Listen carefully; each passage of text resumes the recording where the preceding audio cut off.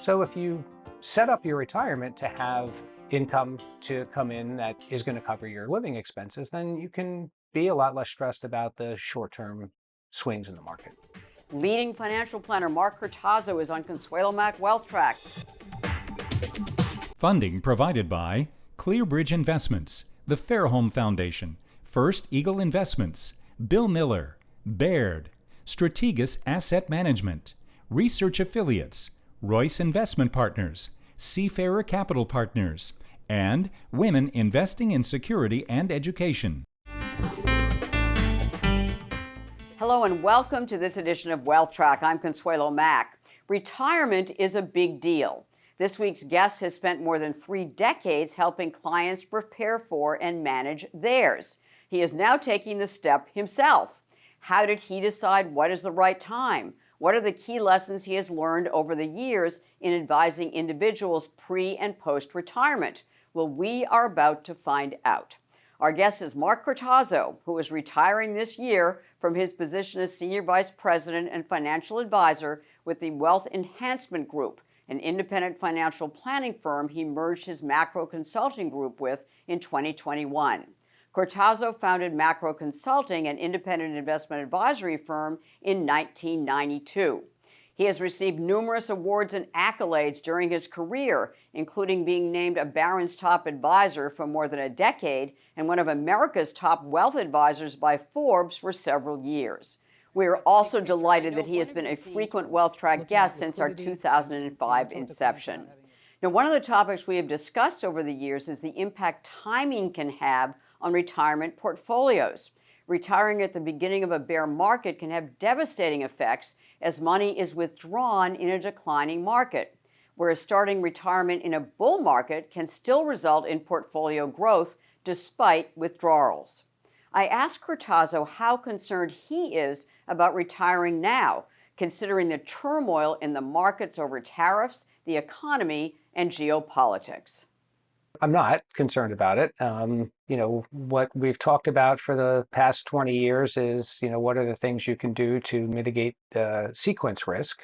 And, the equity part of the markets and portfolios, I think, are going to have higher than normal volatility. But if you're not tapping that piece of your portfolio in the early years, then as long as it works itself out over time, it's not going to affect your ability to retire. So having money in fixed income that's generating a specific interest rate that you can count on for several years, having some guaranteed income, things like that really take the edge off of being concerned about the volatility of the market. The sequence of return risk is for people that are choosing to or forced to sell their equities to provide that income. And that's where it gets really stressful. Most people, when they're working, the market had gyrations. They weren't concerned about it because they didn't need the money then, and they were working and had enough income to still live their lives. So if you set up your retirement to have income to come in that is going to cover your living expenses, then you can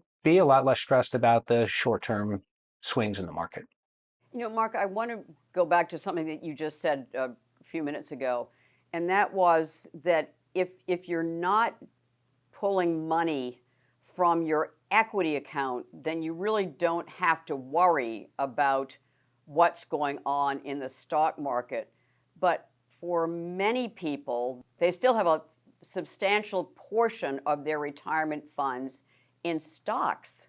So should we not have a substantial portion of retirement funds in stocks? So that is always the million-dollar question when you're working with a retiree. And the answer is it really is very situation dependent. So if somebody has a pension and Social Security and the interest off of their CDs and bonds is enough to cover their living expenses, they can look at that long-term money as money that's going to be passed on for legacy, or money that they're not going to touch for the next 10 or 20 years, or if they have a very low withdrawal rate. So if somebody has a high withdrawal rate of all of their investable assets, they need to take 5% a year from their account or more, then you don't have that luxury of not being able to touch the equities. So long periods of time, equities have been stronger performers than fixed income. Have outpaced inflation, but to get that reward, you've had to endure a lot. The answer is people's ability to take that risk, which would be driven by their withdrawal rate, et cetera. But then there's also their willingness to take that risk. And right now, with rates with safe investments at 5%, there's people that are just saying, with what I've built, the market's done really well. Just that moderate rate of return on what I have and being able to sleep at night might be more valuable for them than trying to achieve a higher rate of return with a lot of stress. This is such a change in attitude based on reality again, that you do have higher returns on fixed income than we've had in over a decade. One of your major themes over the year has been managing risk. Can you take us through the steps of managing risk, the mitigating it, the transferring it, the avoiding it, how you handle risk? And when we're talking about risk, we really are talking about stocks, right? Yeah, volatility. I mean, you could have, low quality fixed income like junk bonds that, have a lot of risk associated with them. You could have illiquid investments like real estate that have a lot of volatility and risk associated with them, especially if it's leveraged. The avoid risk, manage risk, and transfer risk is just like people have asset allocations between stocks, bonds, and cash.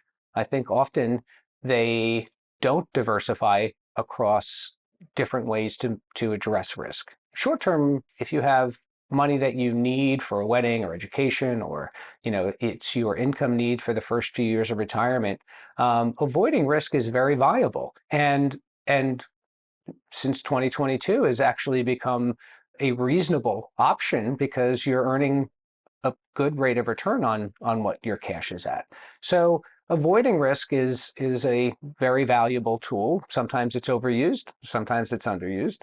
Managing risk, I think, is what most people are familiar with their investments. You buy, US stocks, international stocks, big companies, small companies, different types of fixed income, and you hope that all of those things don't move in the same direction at the same time. And then there's transferring risk, which is something that people do with other parts of our life all the time. You buy insurance on your car, or you take a pension, so you have that longevity risk transferred to your company, et cetera. That's something that when rates are higher becomes quite a bit more effective, and you can hedge risk against equities, you can transfer income risk. Those are things that are very specific to a client situation. They're not as general as building a 60-40 type portfolio, but would be based on your individual circumstances, but can be much, much more effective because risk transfer isn't relative to the market. It's an absolute protection. And for planning purposes, that adds a lot of stability to someone's retirement. You mentioned 60-40, that portfolio mix, which has been kind of the gold standard until 2022, when we had the largest decline in bonds in history. Is that still a valid construct? The reason that it was effective for so long was you were earning a reasonable rate of return on your fixed income. We're back to rates being attractive and that being a good risk mitigator. The equity piece of the portfolio does need to be diversified. Just buying the S&P 500 and having that driven by, a very large percentage of that driven by a handful of stocks is a very concentrated risk. And historically, when the majority of the performance is driven by a handful of stocks, the future performance is not very attractive. What are the other vehicles that you would advise us to consider to supplement the income that we lose when we lose the paycheck? Depending on what percentage of your safe investments you need to draw, if you have enough money and that 5% on a high credit quality fixed income is enough to cover your expenses, maybe you just buy longer maturity bonds and you collect that 5% coupon. And the risk of that is rates go higher and the value of your bond goes down, or you could have locked in a higher rate of return. But if you don't need more and you're okay maybe not keeping up with the Joneses because that security and predictability is more important to you, that's a really viable solution. If you have a withdrawal rate that is higher as a percentage of your safe money, then doing something that provides you a lifetime income that amortizes your principal and your interest over time, will get you more cash flow, but you're going to have erosion to your principal and your capital. That can be offset by taking a disproportionate amount of money from that part of your portfolio and not touching the equity piece of your portfolio and letting that grow and compound. And over time, perhaps that can offset the hit that you're taking if you're annuitizing or drawing principal and interest over time. Right. And when you're talking about longer maturity, what are you talking about? If you're locking in 5 to 7 years right now, that gives you a lot of runway and predictability. It gives you the opportunity for the stock market to iron out some of the hiccups. And if you have a globally diversified portfolio, like the early 2000s, we had a handful of tech stocks that were driving the market, and they got hurt in early 2000, and that badly. That lasted for quite a while. Mm-hmm. If you had a decade, the S&P was negative for 10 years, and then the next 10 years it was wonderful. So people remember the most recent 10 years, but you don't have to open up that window very far to see how bad it was. The interesting thing with that was it was so driven by the tech companies. So if you had a globally diversified portfolio, you had mid caps, you had small caps, you had those boring value stocks, you had international in there, you outpaced inflation for the decade of 2000s in your equity portfolio if it was globally diversified and it was diversified across different market capitalizations. For most of our clients, for most high net worth people, it's taken them their lifetime or decades to accumulate the wealth that they have, and having a 20, 30, 40, 50% hit to the value of their net worth or their portfolio is, when they're done working or just about to be done working, it's financially devastating, and emotionally it's very taxing. And so if you don't need to do that, I don't know why you would subject yourself to that. If I don't want to take that risk and be in risk assets, what vehicles are you recommending? What about annuities? If you're worried about longevity, and higher net worth people tend to have longer life expectancies, they have access to better care and they're better educated, generally speaking. And if you think about it, it's funny, when you're drawing from your stock portfolio, the longer you live, the greater the chance is that you deplete that or run out of money. If you have an annuity as part of your portfolio, the longer you live, the greater the rate of return is on that. So it does offset and help mitigate risk. And the equity piece can be the part that helps you outpace inflation over time, because you're drawing a much larger percent from the annuity pool, like every month. You might be able to get 7% cash flow today off of that. And so you need very little from your equity portfolio in the earlier years. So you can let that grow and create a bigger pool of money that you can tap to offset your rising costs later on. The risks with it are you die prematurely. The risks with it are you have hyperinflation, and that doesn't buy what, your monthly check doesn't buy what it used to. And so those are real risks. I don't think there's a way to mitigate all of the risks. And what we really try to help clients with is not being exactly wrong, not taking a bet that I'm going to put everything in a money market, and and interest rates on the short end drop like a cliff, and they lost the opportunity to lock in these rates, or the stock market rallies and they miss all of that. For most people that we, particularly that we're working with, hitting singles and doubles and every once in a while getting a triple, if I was going to use a sports analogy, is good enough for them to live happily ever after and be fine. When you're trying to keep up with the Joneses, or if your spending is really, really high relative to your portfolio, you may be forced to take risks in order to try to achieve that. But the downside to that is dramatic. One of your other major themes over the years has been, don't think just about asset allocation, but think of asset location, how important that is. Do you want to just quickly give us the basics? So important. If you have money, let's say you have half your money in a retirement account, an IRA, 401k, and half your money in a taxable account. Often people, as they're accumulating, put their growth money in the retirement account. Their stocks are in their IRA because they're dollar cost averaging in, and it's the long-term investment.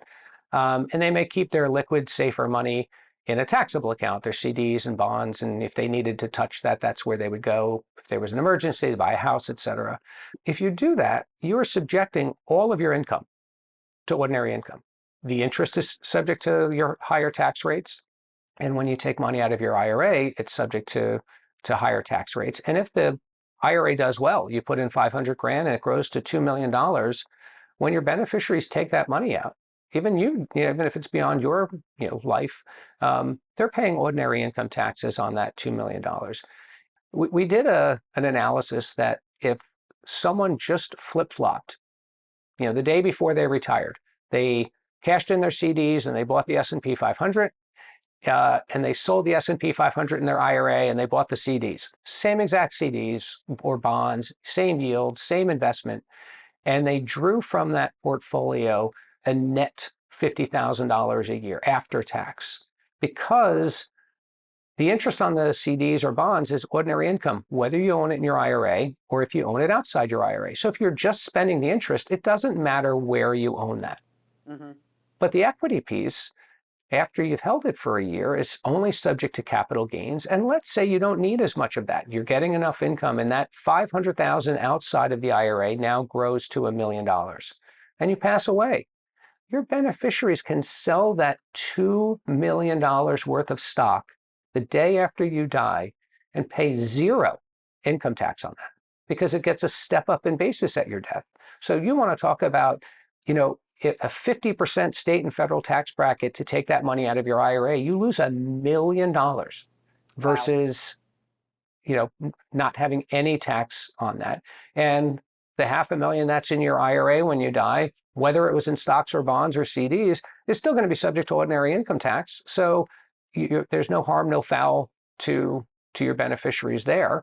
Your net spendable is greater if you sold the same amount. And it reduces your probability of running out of money. And it also is a much more efficient way to pass money on to your beneficiaries. So it's not perfect. This is an extreme example, but being mindful of that, where you own what you own, it is an additional thing that you have control over.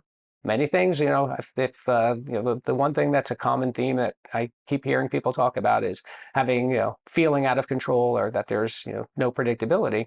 What your overall allocation is, where you own those things, what your withdrawal rates are. You have a lot of control over influencing your success. Just it isn't as obvious.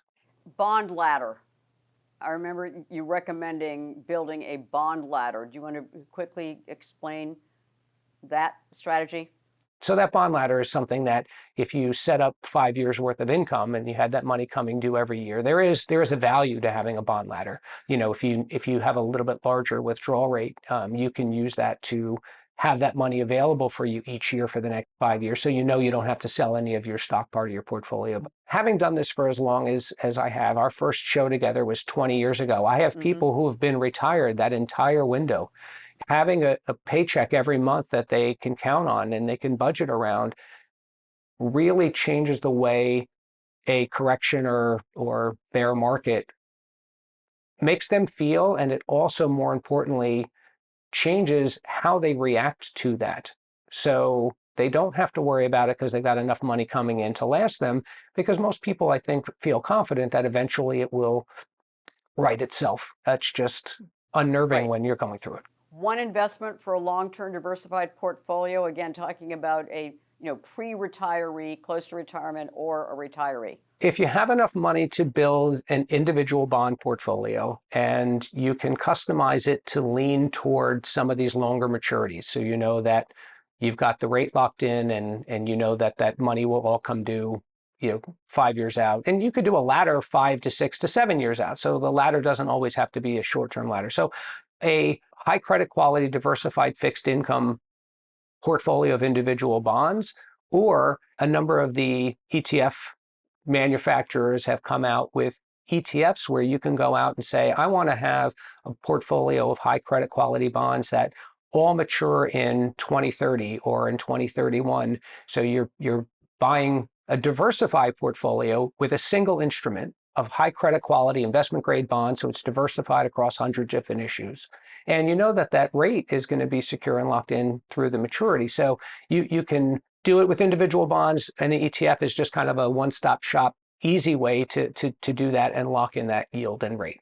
That's so interesting. That's new, number one, and you don't need as much money as you do buying individual bonds. Right. And in the fixed income piece of someone's portfolio, most people want that for predictability. So if you secure that, you have a very, very good idea what your yield and return is going to be from now to the maturity of those bonds. And it takes some of that uncertainty and risk of buying a bond fund where the rates can go up or down, the value can go up and down, and people could be buying and selling that at any time. If you're buying an ETF and you hold it to the final maturity, the yield to maturity on those bonds is what you should expect, barring defaults. So it should be high quality. High quality for sure. Right. So Yeah. high quality being Investment grade and diversified. So if there's 500 bonds in one of these ETFs and one of the bonds defaults, you're talking about a tiny fraction of 1%. Fluctuation. So the diversification, high credit quality helps first and foremost, and the diversification also, protects you from having a concentration in a single issuer. right. Mark, is there one investment that you've made in your personal retirement account that gives you peace of mind? Annuities with lifetime income guarantees. I own them. So when I'm talking with my wife about my pending retirement, I can say to her, here's what our income is going to look like each and every month. We've talked about different ways and strategies to hedge the impact of the equity market. You may be sacrificing some upside, but hedges or buffers on those type of positions. These are all things that make sense for our clients. I see how it has made their retirement so much more enjoyable because of the predictability and reducing that downside risk. So I've locked in long-term fixed income, the same rates and same terms that I'm talking to you about. I own things that are equity oriented but still provide a lifetime income guarantee, buffered strategies. Your show is a treasure trove, and it's a mosaic of great quality advice. All of those little things we've talked about, and other guests that you have, we've incorporated all of them. I don't, and all of them serve a different purpose. I own long-term equities. We have a dividend strategy that I own that doesn't have concentration in tech, missing out on some of the crazy fads, but that predictability also makes life more enjoyable, which I think is the ultimate goal. Mark Cortazzo, so great to have you on Wealth Track. 20 years later, from when you and I first started conversing, I've learned so much from you all over the years. Just because you are retiring doesn't mean that you are retiring from Wealth Track. So we intend to check in with you as you actually are in retirement to see what you're doing with your portfolio as well. I would love to continue the conversation and share with you how retirement's going. Thank you so much, Mark. Be well.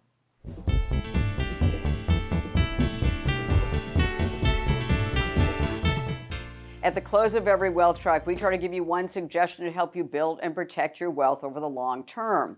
This week's action point involves a tried and true strategy of building yourself a dependable stream of income over the years, which works for any age but is particularly valuable for retirees.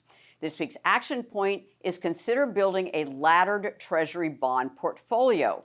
You can do it online and free of fees. Laddering means buying a portfolio of bonds that mature at different times of your own choosing, starting with short-term maturities, say 2-year bonds, at the lowest rungs, intermediate-term ones maturing in 5 years, for example, in the middle rungs, and ending with long-term ones, 10-year maturities, at the highest rungs. When the shortest term bond matures, you buy a new 10-year bond with the proceeds, always replacing the highest rung. As bonds mature over the years, money goes to purchase new bonds with longer maturities within the range of the bond ladder. The U.S. Treasury has made this kind of strategy easy and inexpensive through its online marketplace, treasurydirect.gov, where you can buy new Treasury issues at no commission. Every month, the Treasury auctions 2, 3, 5, 7, 10, 20, and 30-year issues which gives you plenty of choices. Interest payments are made semi-annually, and they are free from state and local taxes. Thanks to the latter, you can diversify the interest rates you receive, insulate yourself from dramatic ups and downs in the bond market, and keep up with interest changes in the short end while getting more stable income returns at the longer end. And at any time, you can take the cash from the maturing bonds and use it as income. Next week, superstar bond manager Mary Ellen Stanek shares her 5-star strategies for income and safety in the Baird funds. Please follow us on Facebook, X, and our YouTube channel. Thank you for watching. Have a super weekend and make the week ahead a healthy, profitable, and productive one.